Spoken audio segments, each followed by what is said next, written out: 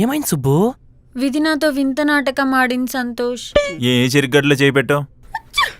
నా బతుకే ఓ బతుకు జట్కా బండి అయిపోయింది సార్. ఇంకా నేనే బండిలో చేయబెడతా.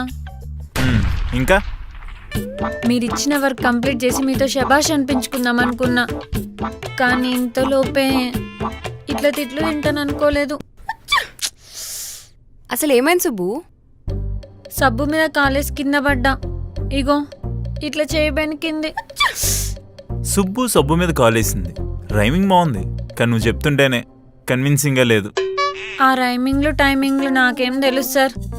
అసలే చెయ్యి ఇరుగున్నా. ఎట్లయినా వర్క్ కంప్లీట్ చేయాలనుకున్నా, కానీ నాతో అవ్వలే. వర్క్ గురించి నువ్వేం టెన్షన్ తీసుకోకు సుబ్బు, మేము చూసుకుంటాంలే. మీరు చెప్తారు మీరు చూసుకుంటానని, కానీ చరణ్ సరే ఇంకా నమ్మట్లేదు.